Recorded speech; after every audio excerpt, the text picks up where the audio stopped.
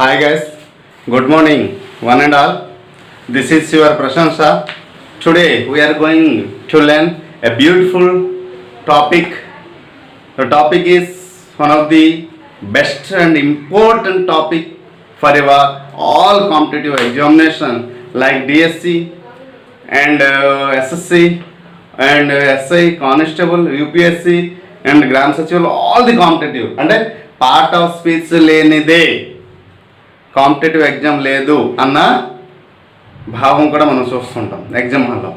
అయితే part of speech అంటే అందరూ మీకు చెప్పుంటారు. పార్ట్ ఆఫ్ స్పీచ్ అనేది noun, pronoun, verb, adverb, adjective, preposition, conjunction, interjection అని చెప్పుంటారు. కానీ నేను కొంచెం భిన్నంగా చెప్పడానికి ఈరోజు మేము ముందుకు వచ్చాను.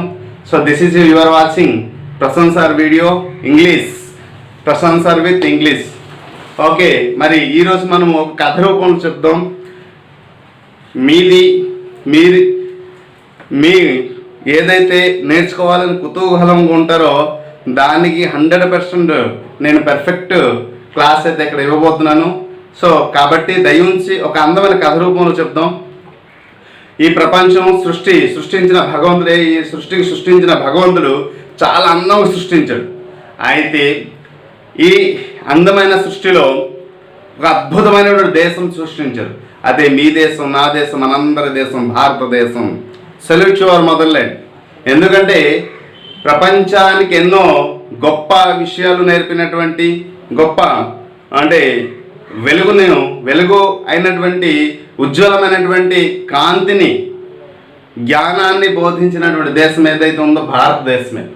ఎందుకంటే ప్రేమ, శాంతి, కరుణ, జాలి, నెక్స్ట్ అహింస ఇటువంటి మార్గాన్ని చూపించినటువంటి దేశం ఏదైతే ఉందో భారతదేశం.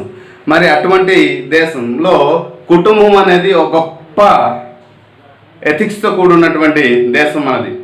మన భారతదేశంలో ఎన్నో మతాలు, జాతులు, ప్రాంతాలు, భేదాలు, భావాలు ఉన్నప్పటికీ కూడా వీ ఆల్ ఆర్ ఇండియన్స్ అంటాం. అలాగే ఇక్కడ మరి కుటుంబం కూడా గొప్ప సాంప్రదాయం, పద్ధతులు మరియు సంస్కారం ఉన్నటువంటి ఏదైతే ఉంది అంటే కుటుంబమే. And one of the best thing the relationship behind the family.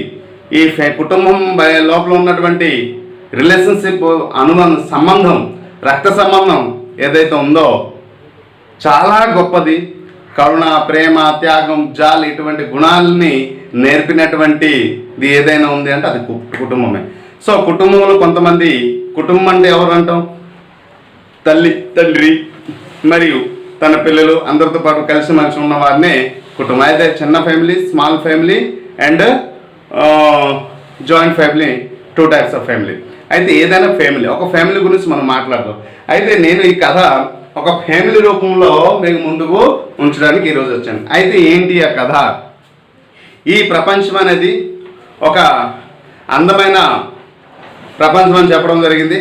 దాంట్లో భారతదేశం గొప్పది. అయితే ఇంగ్లీష్ లాంగ్వేజ్ అనేది ఇక్కడ హ్యాపీ ఫ్యామిలీ అండి. హ్యాపీ ఫ్యామిలీ ఏంటి? English language. Okay, happy family అనేది ఇంగ్లీష్ లాంగ్వేజ్. వినిపిస్తుంది కదండి? హ్యాపీ ఫ్యామిలీ అనేది ఇంగ్లీష్ లాంగ్వేజ్ అనేది హ్యాపీ ఫ్యామిలీగా మనం వర్ణించాము. నెక్స్ట్ ఈ హ్యాపీ ఫ్యామిలీ అంటే హౌస్ ఉంటుంది. ఒక ఇంట్లో ఉంటాం కదండి. ఆ హౌస్ని కాల్డ్ ఆ గ్రామర్ అంటాం. ఆ హ్యాపీ ఫ్యామిలీ ఎక్కడ ఉంటారో ఒక ఇంట్లో, ఆ ఇంటిని ఏమంటాం మనము? గ్రామర్గా ఎక్కడ వర్ణించాను. అయితే ఫ్యామిలీలో ఎవరెవరు ఉంటారు? Husband, wife. ఓకే, ఇక్కడ 2 కొడుకులు, కూతురు, elder son, younger son, daughter, servant పని మనిషి, మెయిడ్ కూడా అంటాం. నెక్స్ట్ సిస్టర్ ఇన్ లా, మర్దలు, నెక్స్ట్ నైబర్స్. మనం ఫ్యామిలీ అంటే మనం ఒకరు ఉన్నాం కదండి. మన భారతదేశ సంప్రదాయం మనం అందరం కలిసిమెలిసి ఉంటాం. మన ఇంటి, పెద్దరింటి, పక్కింటి అందరూ కలిసి ఉంటాం. సో ఆ విధంగా నేను ఇక్కడ కథని రచించడం జరిగింది. సో ఆ కథ ఇప్పుడు మీ ముందు చాలా చక్కగా వర్ణించడానికి ప్రయత్నిస్తాను. సో మీ సహకారం మరియు మీ యొక్క సపోర్ట్ అనేది ఎల్లవెల్ల నాపై ఉండాలని మనస్ఫూర్తిగా కోరుకుంటూ, సో ఈరోజు మీరు చూస్తున్నది పార్ట్ ఆఫ్ స్పీచ్ జోష్ Study club. Okay, first thing మనం చూసాం హస్బెండ్ అనేది ఎవరు అంటే నౌన్గా మనం తీసుకుందాం. హస్బెండ్ ఎవరి పేరు ఇద్దాం? నౌన్. Wife verb. వైఫ్ ఏమవుతుంది? వర్బ్. మరి ఎల్డర్ సన్ ఏమవుతుంది? ప్రొనౌన్. ఏమవుతుందండి? ప్రొనౌన్. మరి యంగర్ సన్ ఏమవుతుంది? అడ్జెక్టివ్. ఎల్డర్ సన్ ఏమవుతుంది? అడ్జెక్టివ్. ఓకే. నెక్స్ట్ డాటర్ ఏమవుతుంది? అడ్వర్బ్. ఓకే. ఓకేనండి. ఎల్డర్ సన్ ఏమవుతుంది? సారీ, ఎల్డర్ సన్ ప్రొనౌన్ అయితే యంగర్ సన్ అడ్జెక్టివ్, డాటర్ ఏమో అడ్వర్బ్. మరి సర్వెంట్కి ఏమంటాము? సర్వెంట్ ఎవరైతే ఉంటారో దాన్ని ఏమంటాము అంటే, ఓకే, సర్వెంట్కి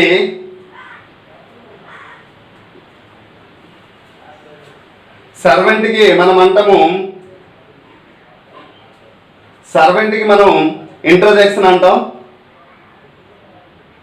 ఓకే.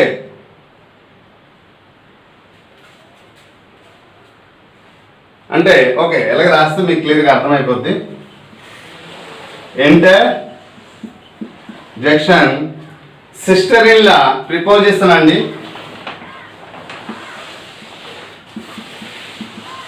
ప్రిపోజిషన్. నైబర్ అనేది కంజక్షన్.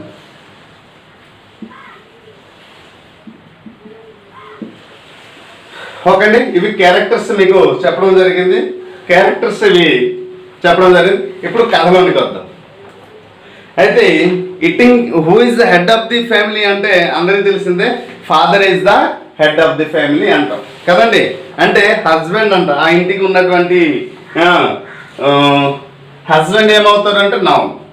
సో ఆ నౌన్ ఎవరైతే ఉన్నారో, ఓకే, వాళ్ళు noun and verb, they both are the husband and wife. ఓకేనండి.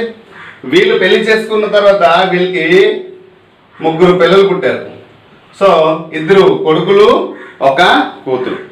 పుట్టిన తర్వాత వీళ్ళు ఏమవుతుంది అంటే, ఎప్పుడైతే తండ్రి లేనప్పుడు, ఫర్ ఎగ్జాంపుల్ ఏదైనా ఒక రాజ్యం ఉందనుకోండి, ఆ రాజ్యంలో రాజు వేరే రాజ్యానికి ఏదైనా పని మీద వెళ్తే ఆ రాజ్యాన్ని మంచి చెడు చూసుకోవాల్సిన బాధ్యత ఎవరిది ఉంటుంది? యువరాజు అంటే పెద్ద కొడుకు అంటాం. అయితే అలాగే మన కుటుంబం వ్యవస్థలో కూడా తండ్రి లేనప్పుడు ఆ ఇంట్లో ఉన్న బరువు బాధ్యతలు అన్నీను తన నెత్తి మీద వేసుకున్నటువంటి గొప్ప వ్యక్తి ఎవరు ఇంట్లో? ఇంకొక వ్యక్తి అంటే ప్రొనౌన్. అర్థమైంది కదండి. నౌన్ అంటే నౌన్ బదులుగా మనం ఎక్కడైనా సెంటెన్స్ తయారు చేయడానికి ప్రొనౌన్నే మనం ఉపయోగిస్తాం. కాబట్టి అలాగే ఎక్కడ నౌన్ బదులుగా ప్రొనౌన్ ఉపయోగిస్తాం. అలాగే తండ్రి లేని సమయంలో ఏ పని అయినా ఇంట్లో చేయాలంటే పెద్ద కొడుకే ఆ కార్యనిర్వహణ అనేది పెద్ద కొడుకు చేస్తారు. ఓకేనండి. మరి వెర్బ్ అనేది ఇది కుటుంబంలో అమ్మ అనేది, వైఫ్ అనేది చాలా important. She does all the work కదండి. తను లేకపోతే ఆ ఇంటికి వెలుగే లేదు. ఇంటికి ఇల్లాలు లేకపోతే ఆ ఇంటిని వెలుగే లేదు అంటారు. కాబట్టి ఇల్లాలు అనేది ఇంట్లో ఉన్న అన్ని పనులు చేస్తుంది. కాబట్టి దాన్ని వెర్బ్గా మనము గుర్తించాము. ప్రొనౌన్ అయింది. ఇప్పుడు అడ్జెక్టివ్. చిన్న కొడుకు ఏంటంటే యంగర్ సన్ అంటే చిన్న కొడుకు. వీడికి కాస్త బాధ్యత తక్కువ. కాకపోతే వీడు ఏం చేస్తుంటాడంటే, వీడు నౌను మరియు వెర్బు ఒక క్వాలిటీస్ చెప్తుంటాడండి. తన తల్లి తండ్రుల యొక్క గొప్పతనాన్ని 10 మంది చెప్తారు. మా డాడీ చాలా మంచివాడు, మా మమ్మీ చాలా మంచిది అండి. తను ఎప్పుడు తన కుటుంబం గురించి ఎదుటి వారిని చెబుతూనే ఉంటాడు. సో క్వాలిటీ అడ్జెక్టివ్ అంతే కదండి. It says the quality and quantity and number of a noun నే ప్రొనౌన్ అంటూ. అంటే quality and quantity number of noun and pronouns అంటాం. సో కాబట్టి దీన్ని క్వాంటిటీ. మరి యాడ్వర్బ్ అంటే it is always helps to the. Adverb అంటే కూతురు ఎవరికి హెల్ప్ చేస్తుంటది? తల్లికి హెల్ప్ చేస్తుంది. So she always helps to the verb. I mean adverb is always helps to the verb.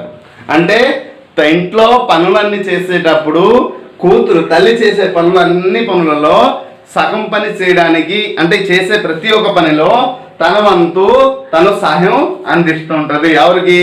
తల్లికి. ఏంటంటే చిన్న చిన్న పనులు. పోనీ పెద్ద పిల్ల ఆడపిల్ల ఇంటికి ఉంటే ఆ ఇంట్లో అందము ఆనందమే వేరు.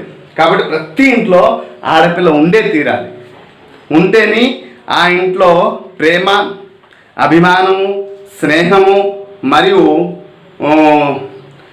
ఎలా ఉంటుంది అంటే త్యాగం, ఇటువంటి గుణానికి గొప్ప చోటు ఉన్న ప్రదేశం ఏదైతే అవుతుందో ఇంట్లో, ఏ ఇంట్లో అయితే ఆడపిల్ల ఉంటుంది ఆ ఇల్లు ఎప్పుడు సుఖంగా ఉంటుంది. ఓకే, చాలామంది తనకి కూతురు పుడితే సాక్షాత్తు మా ఇంటికి లక్ష్మీదేవి వచ్చిందని ఆ అన్న ఎంత మురిసిపోతాడో. రక్షాబంధన్ రోజు వచ్చిన రోజు తల్లి అంటే ఆ చెల్లి, ఈ అన్న చెల్లెల అనుబంధాన్ని చూసే తల్లిదండ్రులు మురిసిపోతుంటారు. ఆ రక్షాబంధన్ వచ్చిన రోజు తన ఒక రాఖీ తీసుకొని 1000 ఏళ్ళు నూరొక చల్లగుండు అనేసి మన ఇద్దరు అనుబంధం, సంబంధం ఎల్లవెల్లలో చెక్కు చెదరనివ్వకుండా ఉండమనేసి తను రాఖీ కడుతూ 2 అక్షతలు వేసి ఆశీస్సులు తెలియజేసి ఎంత గొప్ప అనుబంధం మన దేశం. నిజంగా గొప్ప దేశం ఏదైనా భారతదేశమే. ప్రేమ ఆప్యాయతకి అనుబంధానికి మూల సూత్రము, మూలధారం ఏదైతే ఉందంటే భారతదేశమే. కాబట్టి ఇంటికి ఇలా దీపం లాంటిది ఆడపిల్ల. అది ఇంటికి కోడలు కావచ్చు, లేకపోతే వాట్ ఈస్ కాల్డ్ కూతురు కూడా కావచ్చు. కూతురు కొన్ని రోజులు ఉండి వెళ్ళిపోద్ది, తర్వాత కోడలు వస్తుంది, అప్పుడు కోడలు దీపం అవుతుంది. ఓకేనండి. సో కాబట్టి ఆడపిల్లకి మనం అంత చక్కగా చూడాలి. సమాజంలో ఎక్కడైనా ఎవరైనా వేరే వారి ఆడపిల్లని కూడా మనం అదే దృష్టిలో చూడాలి. అమ్మ, చెల్లి అనే భావం దృష్టిలో చూడాలి తప్ప చెడు దృష్టిలో భావంతో చూడకూడదు. అంటే అందుకు చెప్పిన ప్రతి ఇంట్లో చెల్లి అంటుంటే ఆ చెల్లి చూపించే ప్రేమ ఎలా ఉంటుందో దాన్ని అర్థం చేసుకుందే ఎదుటి వారి యొక్క ఎదుటి అంటే వేరే ఆడపిల్లని చూసినా కూడా ఆ చెల్లి భావం అనేది మనకి కనిపిస్తుంది. ఓకేనండి. So okay, come to the point. కాబట్టి ఏడవైపు ఏం చేస్తుంటుంది, ఎల్ల మదర్ని హెల్ప్ చేస్తుంది, వెర్ని హెల్ప్ చేస్తుంటుంది. అంటే daughter always helps to the mother. అంటే ఇక్కడ ఫాదర్గా మనం చెప్పవచ్చు, ఇక్కడ మదర్గా చెప్పవచ్చు. ఓకే. నెక్స్ట్ సర్వెంట్ ఉంటారండి. ఈయన భలే జోకర్ అండి. దీన్ని మనం జోకర్గా గుర్తించవచ్చు. ఎందుకు అంటే ఆ ఇంటిలో ఏమైనా విషయాలు మాట్లాడుతుంటే, ఏదైనా ఒక విషయం సీరియస్ కానివ్వండి, ఏదైనా ఒక విషయం మాట్లాడుతుంటే మధ్యన ఇన్వాల్వ్ అవుతారండి. మధ్యన ఇన్వాల్వ్ అయిపోయి ఏమైంది అనేసి ప్రతి విషయాన్ని అడుగుతారు. కాబట్టి ఇంటర్జెక్షన్ అంటే ఎంటర్ అయిపోతారు, మధ్యన ఎంటర్ అయిపోతారు.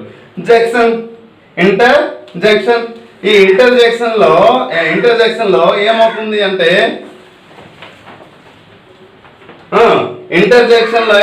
మధ్యన ఎంటర్ అవుతారు. కాబట్టి జంక్షన్ అంటే జోకర్. ప్రతి విషయం అంటే మనం ఎప్పుడైనా సీరియస్ కథలో సినిమాలో మనం చూస్తుంటే స్టోరీ ఎలా సీరియస్ వెళ్తే మధ్యన ఒక జోకర్ చూపిస్తాడు. అంటే సినిమాలో ముఖ్యమైన పాత్ర హీరోది ఎంత ఉంటుందో జోకర్ది కూడా అంతే ఉంటుంది కదా. అలాగా ప్రతి దాంట్లో జోకర్ ఉంటాడు. అలాగా నెక్స్ట్ సిస్టర్ ఇన్ లా. అది సిస్టర్ ఇన్ లా ఎవరు ప్రిపోజిషన్. అది అప్పుడప్పుడు వస్తుంటుంది, పోతుంటుంది. అలాగే సంక్రాంతి, ఉగాది వచ్చిందంటే వస్తుంటుంది, వెళ్ళిపోతుంటుంది. ప్రీ పొజిషన్ కదండి, వస్తుంటుంది, వెళ్తుంటుంది. తన పేరే వాళ్ళిద్దరికి, అలా ముగ్గురికి they have a sister in లా అంటాం. ఎవరికి? కొడుకు, పెద్ద కొడుకు, చిన్న కొడుకు, కూతురు, వీళ్ళు ముగ్గురికి ఏమవుతారు? Sister in law. తను వస్తుంటుంది, పోతుంటుంది. Okay. So this is the next. మనము నైబర్స్. ఫ్యామిలీ అంటే మనం ఏకాంతంగా ఉంటామండి. మనతో పాటు కొంతమంది ఫ్యామిలీస్ కూడా ఉంటారు. అంటే మన చుట్టూ వైపులో ఫ్యామిలీస్ ఉంటాయి. కాబట్టి ఆ ఫ్యామిలీస్తో పాటు అందరితో పాటు మనము కలిసి ఉంటాం. కలిసి ఉంటే దాన్ని ఏమంటారంటే నైబర్స్. ఓకే. మన చుట్టూ వాళ్ళు ఉన్న వాళ్ళందరినీ ఏమంటారు? Neighbour. That is conjunction. Conjunction అంటే ఏంటి? To join two words or sentence or phrases called అంటే కలిసి మలిసి ఉండుట. అలాగే అక్కడ కన్జెక్షన్ అంటే కలిసి మలిసి పదాలు ఏర్పరచడానికి కన్జెక్షన్ అంటారు. అర్థమైందండి? ఇప్పుడు అర్థమైంది కదా, కథ బాగుందా? సో మళ్ళా ఇంగ్లీష్ లాంగ్వేజ్ అనేది ఒక హ్యాపీ ఫ్యామిలీ అవుతుంది. ఆ హ్యాపీ ఫ్యామిలీ అనేది మనం ఏంటంటామంటే హౌస్. ఆ హౌస్లో ఎక్కడ ఉంటారు అంటే ఒక హౌస్, ఒక ఇల్లు ఉంటారు. ఆ ఇంటినే మనం గ్రామర్ అంటాం. ఆ గ్రామర్లో హౌస్లో ఎవరెవరు ఉంటారు అంటే husband, wife, elders, youngers, daughter, servant, sister in law and neighbour అంటాము.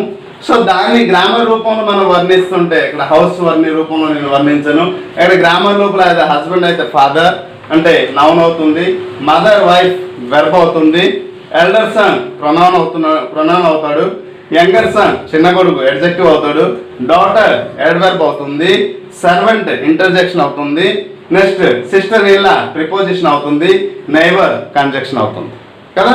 ఇది అండి అందమైన. ఇప్పుడు అర్థమైంది కదండి. అంటే ప్రతి ఒక్కరికి గుర్తుండిపోయేలా పార్ట్ ఆఫ్ స్పీచ్ చెప్పడానికి ఇది ఒక మూలకాలు. ప్రతి ఒక్కరికి ఫ్యామిలీ, మనం అందరికీ ఒక ఫ్యామిలీ ఉంది. మన డాడీ గారు ఏమవుతారు నౌను, మా అమ్మగారు ఏమవుతారు వర్బ్. మనం ఇద్దరం అన్నదమ్ములం అనుకోండి, పోనీ మీ ఇంట్లో ఒక పెద్ద అన్నయ్య లేడు, మీరు ఒక్కడంటే నేను అన్నయ్యని అవుతాను.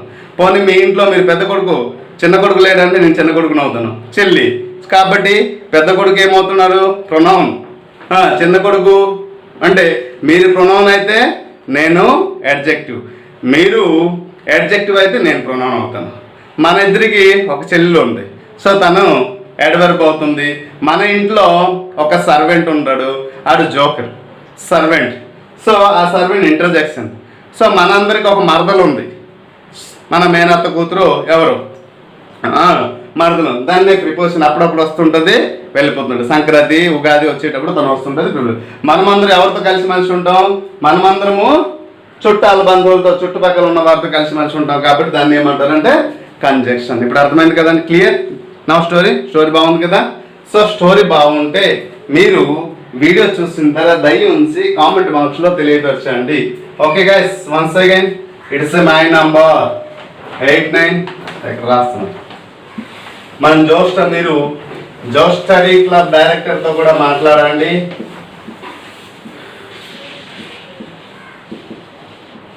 జోష్ స్టడీ క్లబ్ డైరెక్టర్తో కూడా మాట్లాడండి. మీకు కావాల్సిన మెటీరియల్ అనేది ప్రొవైడ్ చేయడం జరుగుతుంది. పార్ట్ ఆఫ్ స్పీచ్ అనేది మనం 3 స్టెప్లో పోతాం, 3 స్టెప్స్లో పోతాం. 3 స్టెప్స్లో మనం పోతే 3 స్టెప్స్ ఉంటాయండి. ఈ 3 స్టెప్స్ కానీ మీకు క్లియర్గా వస్తే పార్ట్ ఆఫ్ స్పీచ్ అనేది మీకు పరిపూర్ణమైన జ్ఞానం వస్తుంది. 3 స్టెప్స్లో పూర్తి నేర్చుకుంటే 2 మార్క్స్ మీకు ఎగ్జామ్లో వస్తుంది.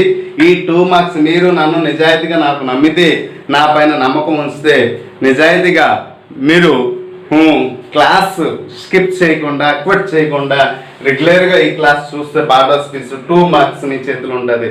అయితే 3 స్టెప్స్ అనేది స్టెప్ బై స్టెప్ నేను వెళ్ళి మీకు చెప్తాను. ముందే చెప్పిస్తే ఎలాగ ఉంటుందా అనేసి ఉంటుంది. కాబట్టి ఇప్పుడు మనం పార్ట్ ఆఫ్ స్పీచ్ గురించి డెప్త్ నాలెడ్జ్ అనేది ఫస్ట్ స్టెప్. ఆ ఫస్ట్ స్టెప్ చెప్పిన తర్వాత సెకండ్ స్టెప్ ఏంటో చెప్తాను, థర్డ్ స్టెప్ ఏంటో అనేది నేను చెప్తాను. ఇప్పుడు అర్థమైంది కదండి. సో పార్ట్ ఆఫ్ స్పీచ్ అనేది నౌను ప్రొనౌన్. అయితే పార్ట్ ఆఫ్ స్పీచ్ మనం దేన్ని అంటాం, పార్ట్ ఆఫ్ స్పీచ్ ఇప్పుడు స్టోరీ అర్థమైపోయింది కదండి. పార్ట్ ఆఫ్ స్పీచ్ అనేది ఏంటి, ఓకే పార్ట్ ఆఫ్ స్పీచ్ అంటే ఏంటి ఇక్కడ రాస్తుంది చూడండి, కనిపిస్తుంది కదా. ఒక్క నిమిషం చెక్ చేస్తాను. ఓకే కనిపిస్తుంది.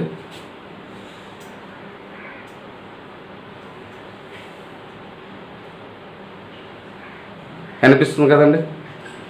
Part of speech, parts means divided, speech means faculty of speaking. ఓకేనండి. పార్ట్స్ మీన్స్ సరిపోతామైతే కథ అయిపోయింది కదా మరెందుకు. సో ప్లస్ చాలదు కాబట్టి చేరిపిస్తున్నాను.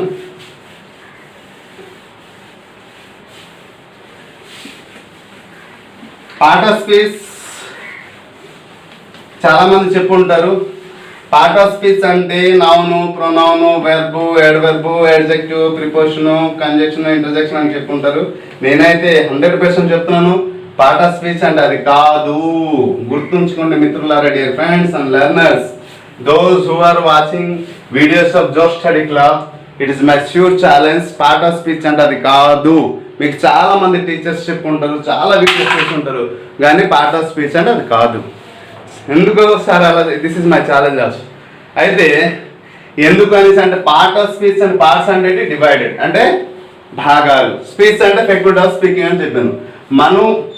మన అంటే దానికి అర్థం ఇప్పుడు చెప్తున్నాను చూడండి. we express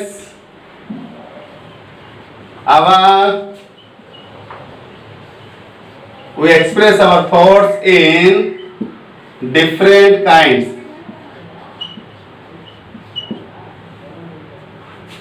We express our thoughts in different kinds.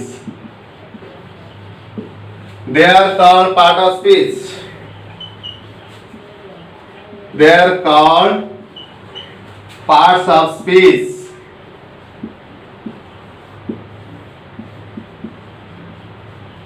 Speech. They are divided into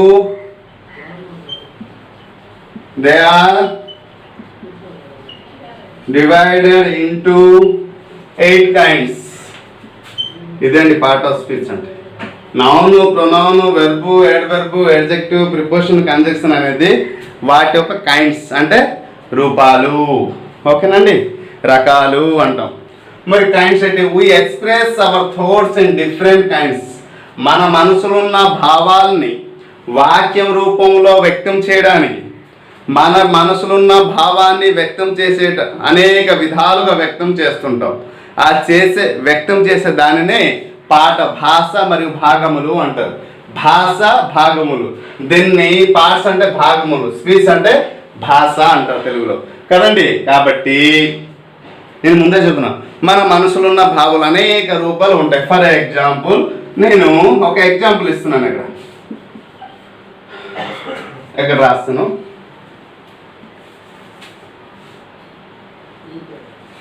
example,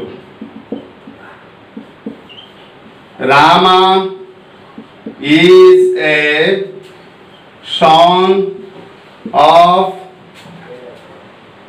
King Dasharatha. Dasharatha kada.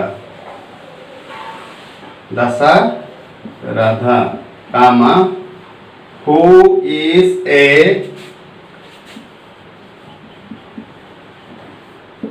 king of Ayodhya. ఓకేనండి. ఇంకొక ఎగ్జాంపుల్ 2.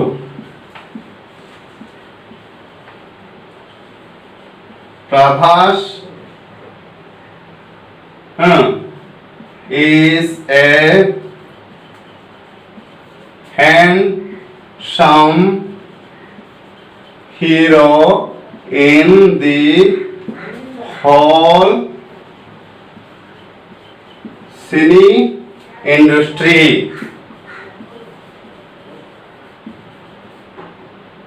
ఓకేనండి. ఇది 2 సెంటెన్స్ రాశాను. ఇది నా మనసులో ఉన్న భావం. నేనేం చెప్పాను, పార్ట్ ఆఫ్ స్పీచ్ అంటే మన మనసులో ఉన్న భావాన్ని వ్యక్తం చేయడానికి ఉపయోగించే పదాలన్నీ ఏమంటామంటే పార్ట్ ఆఫ్ స్పీచ్. ఓకే, కనిపిస్తుందని చెక్ చేస్తున్నాను, కనిపిస్తుందో లేదని. ఓకే, 1 man army కదా. So Rama is a son of King Dasharatha.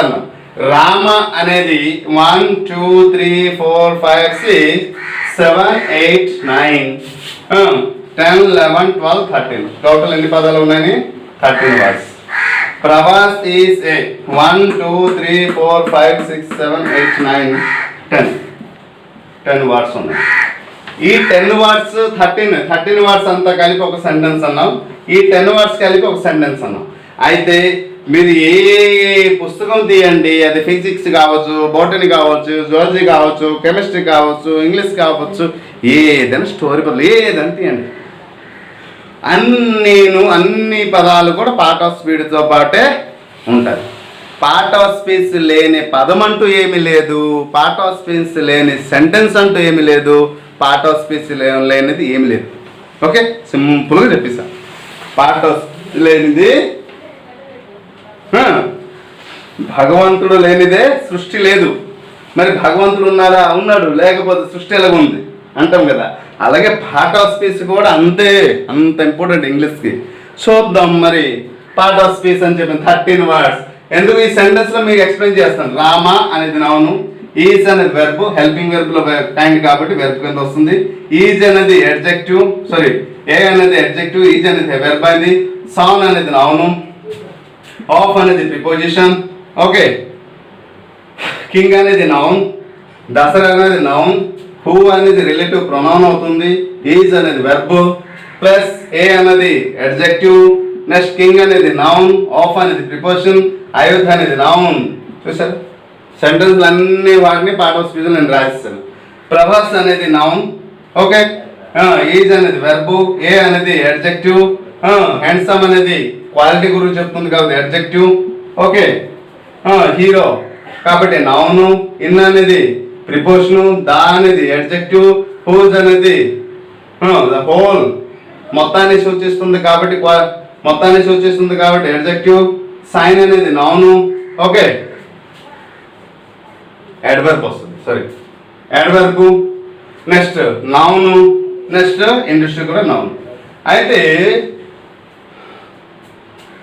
ఇక్కడ నేను చెప్పడానికి కారణం ఏంటంటే మనం ఏదైతే ఇక్కడ రాయడం జరిగిందో ఒక 2 సెంటెన్స్లు ఇక్కడ ఏదైతే రాసామో అన్ని వాడు కూడా పార్ట్ ఆఫ్ స్పీచ్ చెందినవే అనే ఎగ్జాంపుల్ చెప్పడానికి రాశాను, అంతే తప్ప ఇది పర్ఫెక్ట్ కాదా అనేది మనము ఒక్కొక్కటి నేర్చుకున్న తర్వాత మీకు చెప్తాను. Okay, understand guys? అర్థమైంది కదా? సో ఇప్పుడు చూద్దాం. ఇప్పుడు అర్థమైంది కదండి పార్ట్ ఆఫ్ స్పీచ్ అంటే. సో ఇప్పుడు అర్థమైంది కదా, అంటే 2 సెంటెన్స్ మనం అక్కడ రాసాము. ఈ 2 సెంటెన్స్లో కూడా ఓకే, ఈ 2 సెంటెన్స్లో కూడా పార్ట్ ఆఫ్ స్పీచ్ 8 కైండ్స్. అయితే ఇక్కడ ఇంకో చిన్న నోట్ వినాలి. ఉన్నటువంటి పార్ట్ ఆఫ్ స్పీచ్ 8 కైండ్స్ ఏదైతే ఉంటుందో ఆ పార్ట్ ఆఫ్ స్పీచ్ అన్నీను ఒక సెంటెన్స్లో రావాలని అయితే రూలు లేదు. పార్ట్ ఆఫ్ స్పీచ్ అన్ని సెంటెన్స్లు రావాలని రూల్ లేదు, అంటే ఒక సెంటెన్స్ అన్ని రావాలి లేదు. ఓకేనండి. ఫస్ట్ వన్ నౌన్, సెకండ్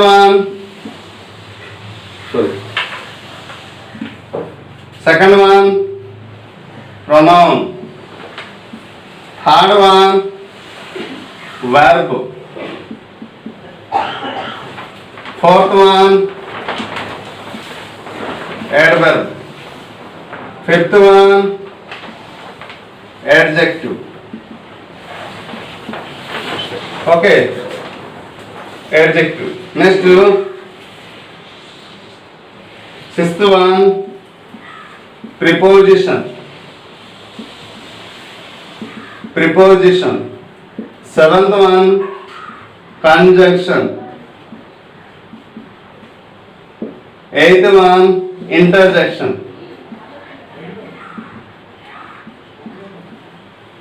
ఓకేనండి, ఇది part of speech. Noun, pronoun, verb, adverb, ఇది పార్ట్ ఆఫ్ స్పీచ్. అయితే ఇప్పుడు ఇవన్నీ ఒక్కొక్కటి డెప్త్గా మనం తెలుసుకుంటాం. అయితే నేను రిక్వెస్ట్ చేసింది ఏంటంటే ఎక్కడ మనం 8th క్లాస్ అవుతుందా 9th క్లాస్ అవుతుందా పార్ట్ ఆఫ్ స్పీచ్లో మొత్తం మీరు వింటే లైఫ్లో మీకు ఇంగ్లీష్ అనే సబ్జెక్ట్లో పార్ట్ ఆఫ్ స్పీచ్ అనేది డౌట్ లేకుండా చేసే బాధ్యత నాది. ఓకేనండి, వినిపిస్తుంది? క్లియర్ కనిపిస్తుంది కదా? ఏమైనా పొరపాటు ఉందా? అడ్వర్బ్, అడ్జెక్టివ్ కనిపిస్తుంది కదా? ఓకేనండి. అయితే దీని గురించి మనం తెలుసుకుందాం. నౌన్ అంటే ఏంటి? సింపుల్గా a noun is a word which is used to say the name of a person, place, things, name of animals and actions. చాలా ఉన్నాయి. సో నేమ్ ఆఫ్ అనేది వచ్చేటప్పుడు తెలుగులో ఏమంటే నౌన్ అంటే నామవాచకము. అంటే మనుషుల పేర్లు కానీ, అంటే వ్యక్తుల పేర్లు కానీ, వస్తువుల పేర్లు కానీ, స్థలాల పేర్లు గురించి కానీ తెలియపరచడానికి నౌన్ అంటారు. అయితే ఇవన్నీ కలిపి 50 కైండ్స్ ఉన్నాయండి. 50 కైండ్స్. ఎందుకు? పార్ట్ ఆఫ్ స్పీచ్ అనేది 8 కైండ్స్ అయిపోయింది. నౌన్ అనేది 10 కైండ్స్ ఉన్నాయి. ప్రొనౌన్ అనేది 9 కైండ్స్ ఉన్నాయి. వెర్బ్ అనేది 3 కైండ్స్. అడ్వర్బ్ అనేది 14 కైండ్స్. అడ్వర్బ్ 10. అడ్జెక్టివ్ అనేది 14 కైండ్స్. ఓకేనండి. నెక్స్ట్ ప్రిపోజిషన్ అనేది 6 కైండ్స్. కంజంక్షన్ అనేది 3 కైండ్స్. ఇంటర్జెక్షన్ అనేది 0 కైండ్స్. ఇప్పుడు కౌంట్ చేయండి. 8, 9, 17, 3, 20, 30, 40, 43. తప్పు చేసానా? 17, 20, 24, 24 6 30, 33 వస్తుంది. ఓకే 40 50 60 వస్తుందండి. ఓకే, అయితే ఇది మనం తీసేస్తే మిగిలినవన్నీ దీని కింద వస్తుంది అని దీంట్లో 8 మైనస్ చేసేయండి. ఓకే, అయితే ఇవన్నీను మనం నేర్చుకోవాలి డీటెయిల్గా. అయితే ఇక్కడ నౌన్లో ముఖ్యంగా 5 కైండ్స్ ఉంటాయి కదండి. అయితే ముఖ్యంగా మెయిన్ పార్ట్ 5, ఎక్కడ 9 వస్తుంది, ఎక్కడ 3 వస్తుంది, ఎక్కడ 10 వస్తుంది, ఎక్కడ ముఖ్యంగా 10 కైండ్స్ వస్తుంది, ఎక్కడ 6 వస్తుంది, ఎక్కడ 3 వస్తుంది, ఎక్కడ 0 వస్తుంది. ఇప్పుడు కౌంట్ చేయండి. 14 3 17 23 26 4 46 అంటే నియర్ టు 50, అంతే కదండి. సో నేను అందుకోసం ఇక్కడ తగ్గించాను. అంటే ఎగ్జాక్ట్ మనం ఇవి నేర్చుకుంటాం. దీని గురించి నేను ఎక్స్ప్లెయిన్ చేస్తాను. ప్రతి బుక్లో ఇవి ఉంటాయి, అన్ని బుక్లో అన్ని వీడియోస్లో ఇవి ఉంటాయి. కానీ వీటి గురించి మాత్రం కొన్ని పుస్తకాలు ఉండవు. సో వాటి గురించి కూడా నేను డీటెయిల్గా డెప్త్గా ఎక్స్ప్లెయిన్ చేయడం జరుగుతుంది. Okay, let me what is the noun pronoun అంటే పార్ట్ ఆఫ్ స్పీచ్ అనేది 2 minutesలో కూడా నేను క్లాస్ చెప్తానండి. 2 minutesలో చెప్పేస్తాను. కానీ అసలు ఎవరికి అర్థం కాదు. అర్థం కాని క్లాస్ 1 నిమిషంలో చెప్పిన 2 minutesలో చెప్పిన waste. Okay, noun name of A person, place, things, animals, physical and మనుషుల పేర్లు, వ్యక్తులకు. ప్రొనౌన్ అంటే ఏంటి? సర్వనామము. నౌన్కు బదులుగా ఉపయోగించే పదాలని ఏమంటామంటే ప్రొనౌన్, సర్వనామం. అంటే దాన్ని ఏమంటారు? Noun is used, pronoun is used instead of noun. అంటే ఎక్కడ నౌన్ అంటే రామ ఉపయోగిస్తే ఎక్కడ ఏటి ఉపయోగిస్తాం? హీ అనేసి ఉపయోగిస్తాం. లేకపోతే ఇక్కడ సీత అనేసి ఉపయోగిస్తే ఎక్కడ సి అని ఉపయోగిస్తాం కదండి. నౌన్కు బదులుగా ఉపయోగించాం కదండి, నౌన్కు బదులుగా ఉపయోగించాం కాబట్టి దాన్ని ప్రొనౌన్ అంటారు. వెర్బ్ అంటే verb is the word which is says the action of the sentence or does say something about that sentence is called verb. అంటే క్రియ అంటారు తెలుగు. అంటే సెంటెన్స్ లో కార్యరూపాన్ని తెలియజేసిన దాన్ని verb. It is divided into 3 kinds. Okay, ఇవి నా చెప్పడం జరిగింది, ఎక్కడ చెప్పాను. అయితే ఈ వెర్బ్ అనేది సెంటెన్స్ లో చాలా ముఖ్యమైన పాత్రని వహిస్తుంది కాబట్టి దీన్ని వెర్బ్ అంటారు. Okay, adverb is what? Adverb is what? Adverb is a word which is adds to the meanings of a verb or adjective or other adverb. ఏదైనా ఒక వర్డ్ని కొన్ని పదాలు కలిపితే వచ్చే కొత్త అర్థాన్ని ఇచ్చిన పదాన్నే adverb అంటారు. ఓకేనండి. Next adjective is a word which is the quality, ఇంతకుముందే చెప్పాను, quality, quantity and number of a noun are A pronoun. అంటే నౌన్ యొక్క క్వాలిటీ కానీ క్వాంటిటీ కానీ నంబర్ గురించి తెలియజేస్తుంది. నౌన్ లేదా ప్రొనౌన్ యొక్క క్వాలిటీ, క్వాంటిటీ, నంబర్. అంటే క్వాలిటీ, క్వాంటిటీ పరిమాణం, గుణము, పరిమాణం, సంఖ్య. నౌన్ యొక్క లేదా ప్రొనౌన్ యొక్క పరిమాణం, గుణము, పరిమాణం, సంఖ్య తెలియజేస్తుంటే దాన్ని adjective అంటారు. Preposition is a word which is adds to the before a noun or a pronoun. అంటే బిఫోర్. ఓకేనండి. ఎవరు బిఫోర్? నౌన్కి ప్రొనౌన్కి ముందు ఉపయోగించే పదాలన్నింటినీ ప్రిపోజిషన్ అంటాము. Okay, next conjunction. అంటే conjunction is a word which is adds to join or add అంటాము. or add to words, to sentence, to phrase in called conjunction. Interjection is always used to say a sudden feeling or emotion is called interjection. అర్థమైందండి? Sudden feeling అయితే ముందే చెప్తున్నాం వల్ల. అయితే ముఖ్యమైన part గురించి ఇక్కడ చెప్పడం జరిగింది. సో ఈ కైండ్స్ అనేది మనము వీటిలో ఉంటాయి. ఈ కైండ్స్ అనేది పూర్తిగా మనము నేర్చుకుంటే మనకి చాలా యూస్ఫుల్ అవుద్ది. అయితే నేను ఛాలెంజ్ చేస్తున్నానండి, 3 steps మనం ఎంచుకున్నటువంటి స్టెప్స్లో ఫస్ట్ స్టెప్ డీటెయిల్ డెప్త్, అది నేర్చుకున్న తర్వాత సెకండ్ స్టెప్కి వెళ్తాము. థర్డ్ స్టెప్ వచ్చిన తర్వాత నేను ఏదైతే టెస్టులు నిర్వహిస్తానో ఆ టెస్ట్లో మీకు 100కి అట్లీస్ట్ 99 మార్క్స్ వచ్చేలా నుంచి తీర్చిదిద్దా. అయితే మీరు రెగ్యులర్గా క్లాస్ వాచ్ చేయాలి, చేస్తేనే మీకు పరిపూర్ణమైనటువంటి జ్ఞానం అనేది దీంట్లో వస్తుంది. సో ఇప్పుడు అర్థమైంది కదండి part of speech. Part of speech అంటే అర్థమైంది కదా. పార్ట్ ఆఫ్ స్పీచ్ అనేది మళ్ళీ ఒకసారి ఎక్స్ప్లెయిన్ చేస్తాం చూడండి. We express our thoughts in different kinds, they are called part of speech. మన మనసులో ఉన్న భావాన్ని వ్యక్తం చేయడానికి ఉపయోగించే వాటిని పార్ట్ ఆఫ్ స్పీచ్ అంటారు. ఇవి 8 రకాలు. ఇది 8 రకాలుగా విభజించడం అయినది, అంటే 8 భాగాలుగా విభజించడం అయినది. అవే noun, pronoun, verb, adverb, adjective, preposition, conjunction, interjection. అయితే ఏదైనా మనం ఒక చిన్న పారాగ్రాఫ్ మనం తీసుకున్నా లేకపోతే సెంటెన్స్ తీసుకున్నా మీరు ఎక్కడైనా చూడండి, ఇంగ్లీష్లో చాలా వరకు మనకు మెసేజ్ వస్తుంటుంది వాట్సాప్లో, మొబైల్లో. ఆ దాంట్లో మనం చూస్తుంటే ఒక సెంటెన్స్ చూడండి, లేకపోతే ఏదైనా స్మాల్ స్టోరీ తీయండి. ఆ స్మాల్ స్టోరీలో మనం చూస్తుంటే ప్రతి ఒక్క వర్డ్ అది పార్ట్ ఆఫ్ స్పీచ్ చెందిందే. అంటే పార్ట్ ఆఫ్ స్పీచ్కి చెందనిది అంటూ పార్ట్ ఆఫ్ స్పీచ్ చెందనిది అంటూ ఏమి లేదు. అంటే ఒక మాటలు చెప్పాలంటే మనము ఇప్పుడు అనుభవిస్తున్నటువంటి జీవితము, ఓకేనండి, ఏ జీవితము రాబోయే కాలంలో అనుభవించే ఒక అందమైనటువంటి జీవితం కూడా భగవంతుడి ఒక ప్రసాదము. అతని ఒక ఆజ్ఞ లేనిదే ఈ యొక్క జీవి పుట్టుక ఉండదు, గిట్టుక ఉండదు. లైక్ దట్ సెంటెన్స్లో పార్ట్ ఆఫ్ స్పీచ్ అనుమతి లేనిది సెంటెన్స్ అవ్వదు. ఒకవేళ ఏమైనా అయితే నేను కూడా తెలుసుకోవాలి కదండి. ఏ ప్రాబ్లం లేదు, కామెంట్ బాక్స్లో తెలియపరచండి. I will be learn. Thank you one and all. Will move to the according to this class. Okay, ఇక్కడ ఉన్నటువంటి దాదాపు ఎన్ని క్లాసులు అయితే అన్ని క్లాస్ ప్రతి ఒక్కరు చూడాలి. చూస్తే మీకు పరిపూర్ణమైన జ్ఞానం వస్తుంది. ఓకే.